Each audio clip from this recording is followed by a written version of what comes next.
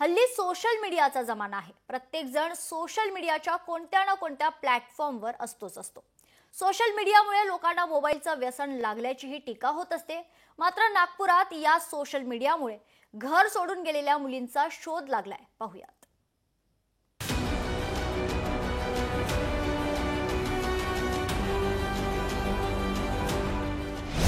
Social मीडियामुळे सापडल्या दोन मुली।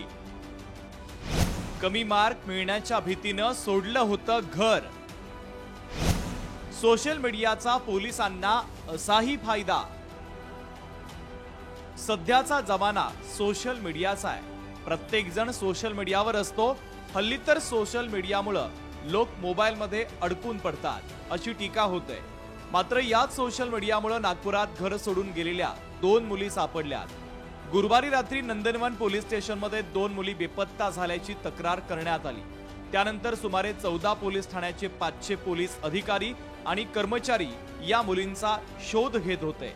तर शेकडो नागपूरकर देखील या मुलींना शोधण्यासाठी गल्लीबोळ पिंजून काढत होते। पोलिसांनी सीसीटीव्हीच्या आधारे देखील शोध सुरू केला होता। काही लोकांनी मुलींचे फोटो समाज माध्यमांवर व्हायरल केले। एका व्यक्तीला या दोन मुली नागपूर रेल्वे स्टेशन परिसरात दिसल्या। मात्र त्यांच्याकडे दुर्लक्ष करत ती व्यक्ती घरी गेली। घरी गेल्यानंतर त्या व्यक्तीला मुलींचे फोटो आणि माहिती मिळाली। त्यानंतर त्या व्यक्तीने पोलिसांना या संदर्भात माहिती दिली। पोलिसांनी रेल्वे स्टेशनकडे धाव घेत मुलींना लगेचच ताब्यात घेतलं।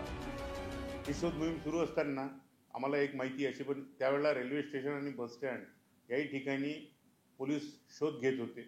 मात्र त्याच वेळेला एक अशी माहिती मिळाली होती, एकाने फोनद्वारे कळवली की या मुली मी रेल्वे प्लॅटफॉर्मवर पाहिल्या होत्या।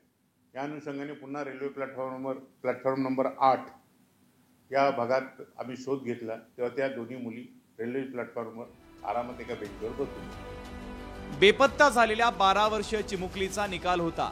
मात्र परीक्षेत कमी गुण मिळतील या भीतीनं ती काहीशी तणावात होती। त्यातून तिनं हे पाऊल उचललं असल्याचं बोललं जातंय। मात्र सोशल मीडियाच्या मदतीनं या दोन्ही मुलींना शोधण्यात पोलिसांना यश आलंय। ज्ञानेश्वर पवार, लोकशाही मराठी, नागपूर। लोकशाही मराठी ऐका, पहा, जागरूक रहा।